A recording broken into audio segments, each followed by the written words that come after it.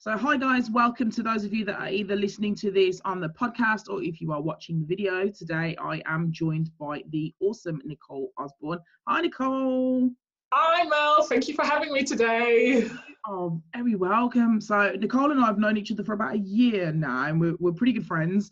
And she is a personal branding specialist in my eyes. I've seen her speak and she knows a lot of stuff, but she makes it relevant to the individual, and that's why I knew that I had to get her to come and speak to you guys at Fine.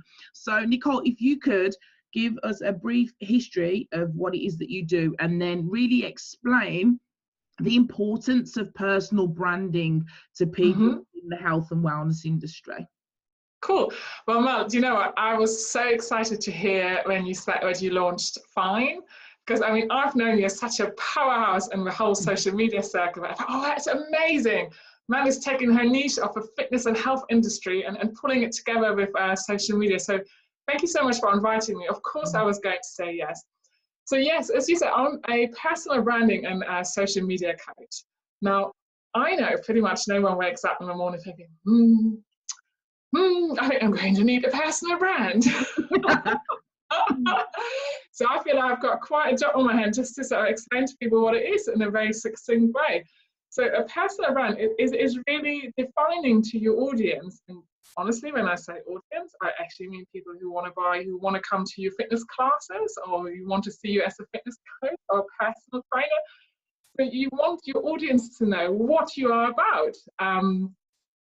You know what's right? So let's say I'm 40 plus. Obviously, I look like a spring. Absolutely. Thank you. So if I was to look for a personal trainer, which I might have done in the past, you know, there's so much choice out there, right? I mean, let's be honest, it's a great sector to be in. Everyone wants to look after themselves. Everyone wants to look better and feel better, most importantly. But you guys, there's a lot of choice out there, right? So you've got a lot of competition. So you've got to really, as a business person, think about what can I do to stand out? And when I say stand out, I mean standing out in a good way. So for me, personal branding, creating a personal brand on social is all about, this is a good bit, making people fall in love with you, the kind of people you want to work with. That's obviously the stage of you being noticed, and then people starting to trust you. So when I go back and I look for a personal trainer, I say, gosh, who have I noticed on social who lives in my kind of radius? And I think that makes such a difference. And, you know, to think that people will just come to you and buy your services because of your qualifications, it just doesn't work any longer anymore. You know, people want to have fun. They want to know who will they be working with. And when we develop a personal brand, particularly on social media, we really let our personality shine. We're basically telling people what it would be like to work with us. So I think it's a fantastic marketing tool. So that's my pitch. For my workshop and your event, Mel, I really want people to walk away from it knowing, right, I know how I can stand out on social and actually sell more of the services I want to sell to the people I want to work with. I think that's a win-win, would you say? I think it's a really good way of looking at it. And I know that we were talking prior to coming onto the call, and I always talk about your reputation being the most powerful thing that you can have in the industry, you know, regardless of the whole there's no smoke without fire type thing. And so when you present yourself, you are your own brand. And I love the way that you use the terminology. You want people to fall in love with you, because when I buy something, so I mean, I've used a personal trainer in the past, and I always go back to the same guy because I like his personality. I like the way that he trains me, and he makes it relatable. He takes into consideration that I'm a mum, my time scale, and all that kind of stuff. And so yeah, it's gone beyond the let's have a look in the yellow pages for a service, which is obviously what we used to do back in the day. And you really are being more picky with your money. I don't know if that's the right kind of expression, but you really want to think, I want to get good value for my money. Is this person going to work for me, or am I going to turn up to the session and I'm going to hate them? Right, because I mean, I hope that's all right to say to your audience, but I think most people really struggle with keeping motivated when it comes to fitness. So we want to like the person we work with because they're going to motivate us.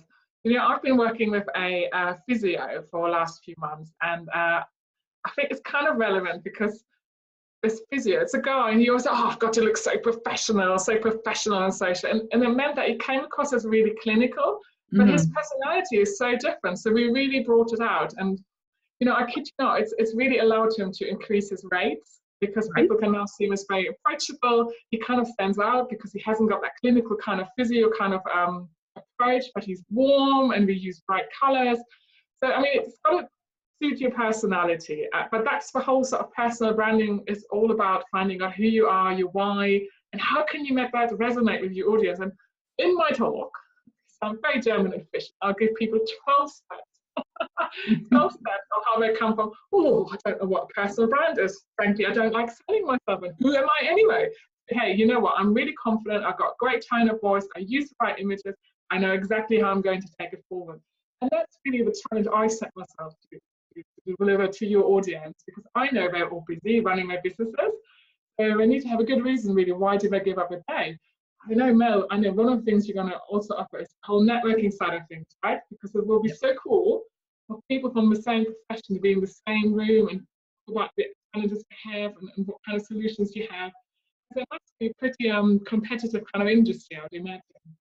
It definitely is, and you hit the nail on the head where people don't want to sell themselves. I mean, even me, I've been in this industry for a very long time, and even I struggle.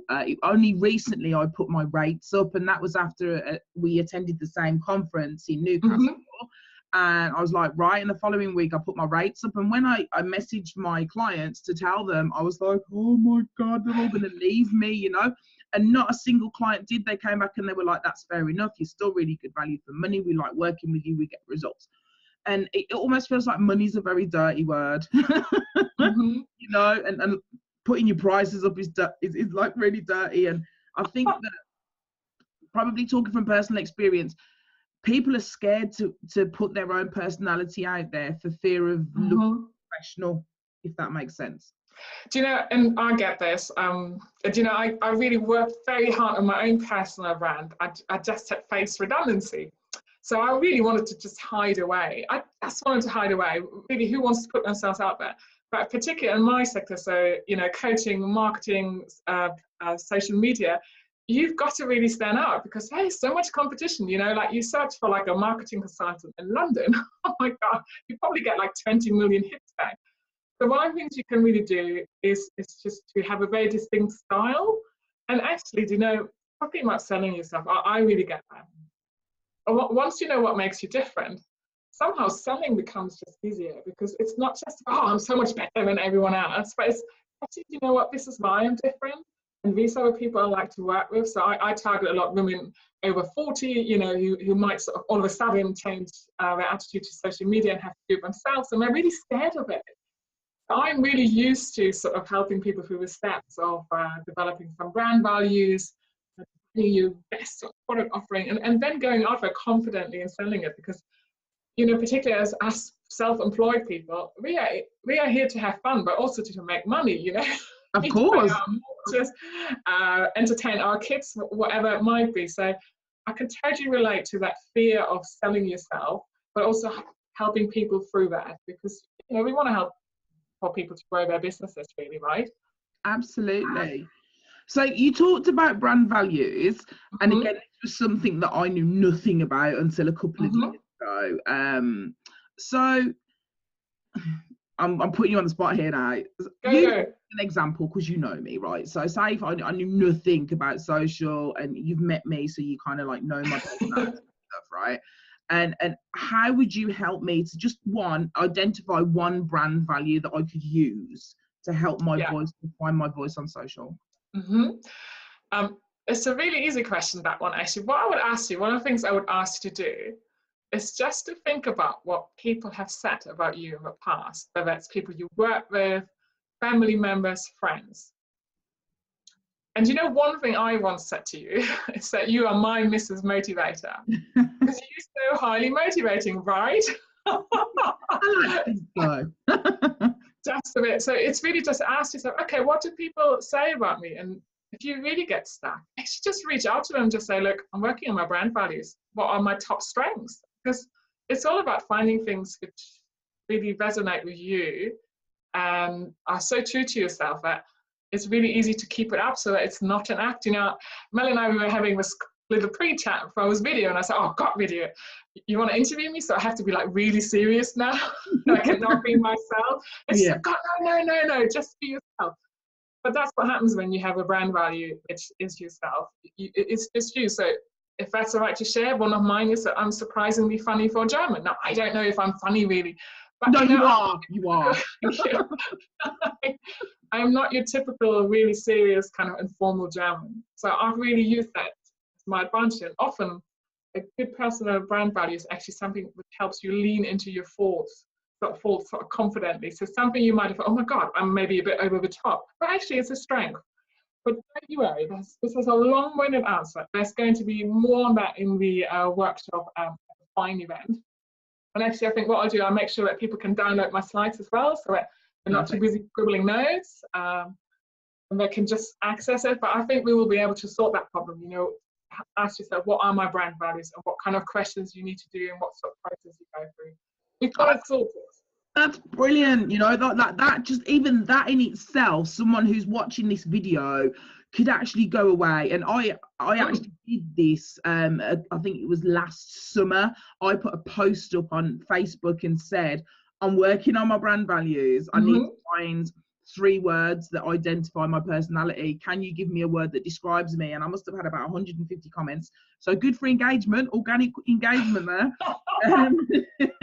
And I listed all of them, and then I grouped the ones that came up frequently, and that really helped me to identify my brand values. And obviously you'll teach people way more than just that, but I think that in itself really, really helps you to stand out, because it shows you what makes you different from other people. Yeah, completely. Because, you know, Mel, you are, it's like you, like one of your brands that I hope is that you're really motivational. Because I remember I had a time when I didn't want to post any videos on LinkedIn. And as a coach, LinkedIn is a really important platform to really nail. So Mel was like in the background. I think you were like on Facebook Messenger. Come on, Nicole, what's the best thing that can happen? Just do it.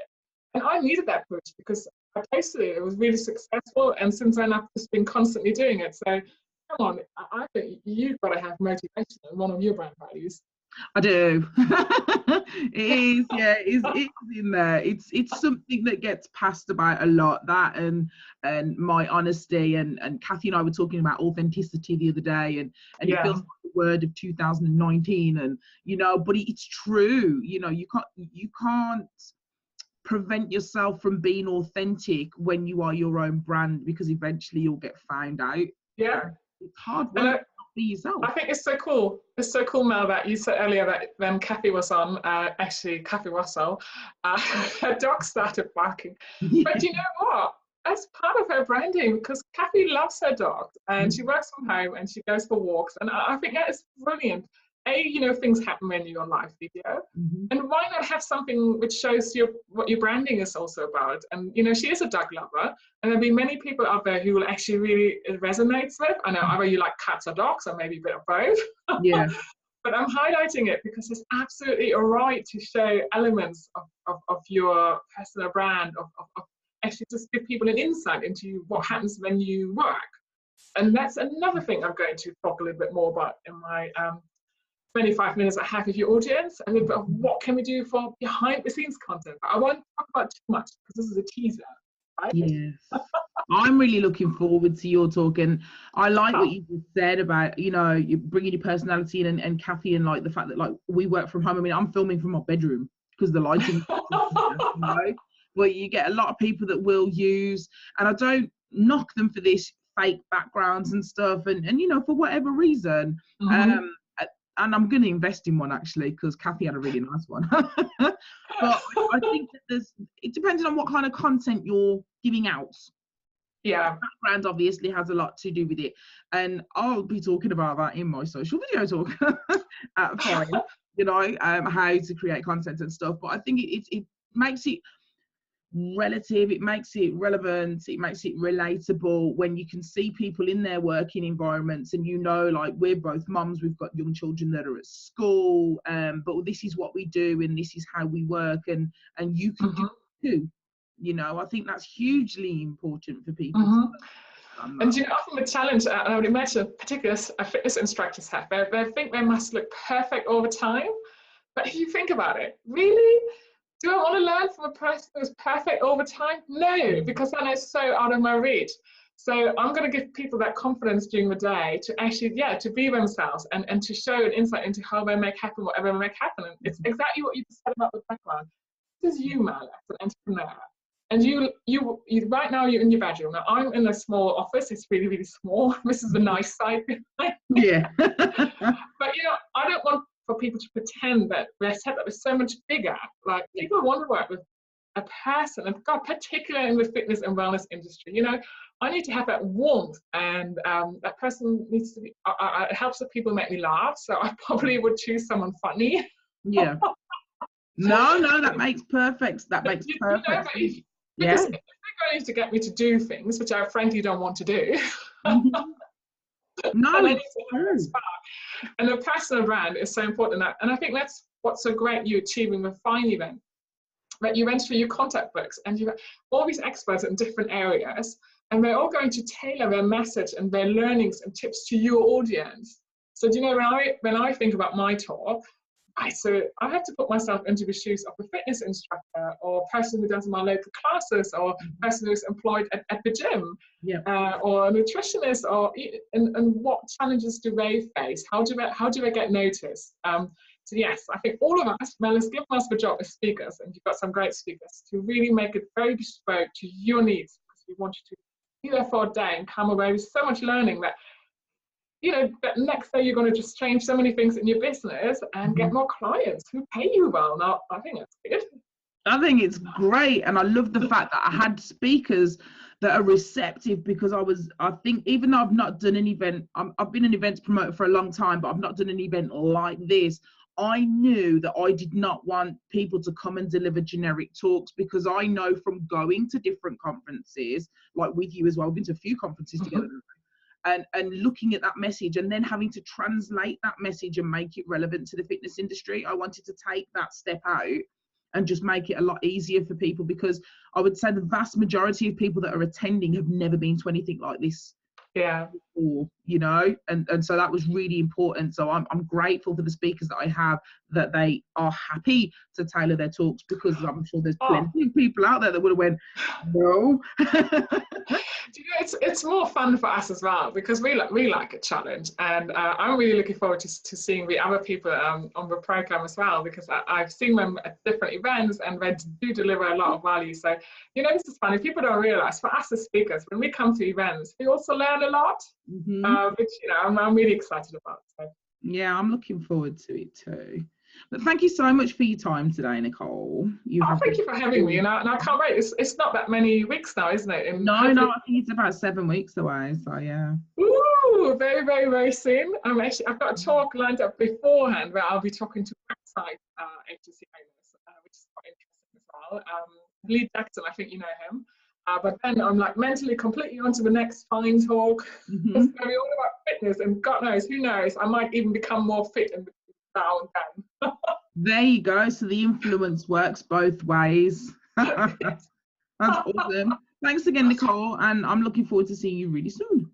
Thank you, Mel. Much appreciated. Bye. Bye.